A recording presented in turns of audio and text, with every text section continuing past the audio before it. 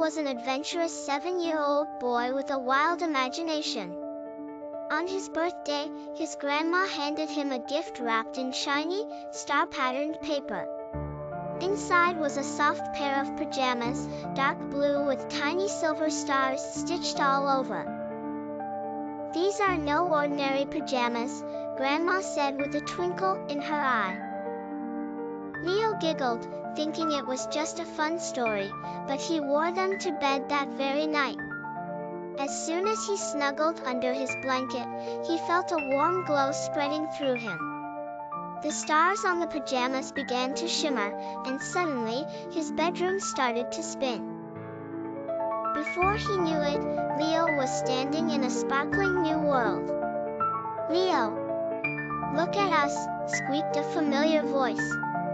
He turned to see his stuffed bunny, Fluffy, hopping around. But this wasn't the floppy toy from his bed. Fluffy was alive, with twinkling eyes and a cheerful smile. "Where are we?" Leo asked, amazed. "Welcome to Dreamland," Fluffy said. "This is where dreams are made." Leo looked around.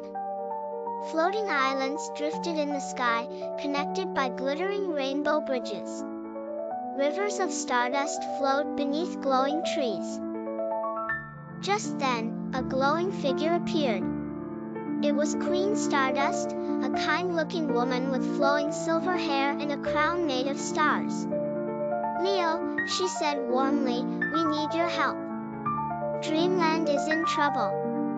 "What's wrong?" Leo asked, his adventurous spirit kicking in. "The shadow beast has been scaring the Dream Sprites," the Queen explained. "The sprites create the magic that keeps Dreamland alive. Without them, our world is fading." Leo looked around and noticed that some of the glowing trees were dim, and the rainbow bridges had cracks. "I'll help," he said bravely. "What do I need to do?" Queen Stardust smiled. "Find the shadow beast and stop it. You have a big imagination, Leo, and that's the most powerful magic of all." With Fluffy by his side, Leo set off. They crossed Candy Mountains where marshmallow clouds floated in the air, past fields of giggling flowers that whispered jokes, and paddled across a shimmering lake in a boat made of moonlight. But the farther they went, the darker it got. Finally, they reached a cave shrouded in shadows. From inside, they heard growling and soft sobbing. Leo peeked in and saw the shadow beast. It wasn't as scary as he had imagined. It was a large, furry creature with big, sad eyes and drooping ears. "Why are you crying?" Leo asked gently, stepping closer. The shadow beast looked up, startled. "Everyone's afraid of me," it said in a deep but trembling voice. "I don't mean to scare the sprites. I just want to be their friend, but they always run away." Leo's heart softened. "Maybe they don't understand you," he said. "Come with me, and we'll show them you're not scary." The shadow beast hesitated, then nodded. Together, they returned to Queen Stardust's palace. At first, the Dream Sprites hid behind the Queen, trembling. But Leo held the shadow beast's paw and said, "He's not scary. He just wants to help."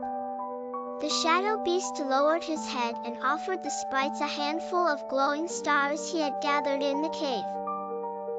The sprites cautiously approached, and when they saw his kind smile, they began to giggle. Soon, they were flying around him, sprinkling him with light. Dreamland began to glow again. The trees lit up, the rainbow bridges shimmered like new, and the rivers of stardust sparkled brighter than ever. Queen Stardust beamed. "Thank you, Leo. You saved Dreamland. As a token of our gratitude, take this."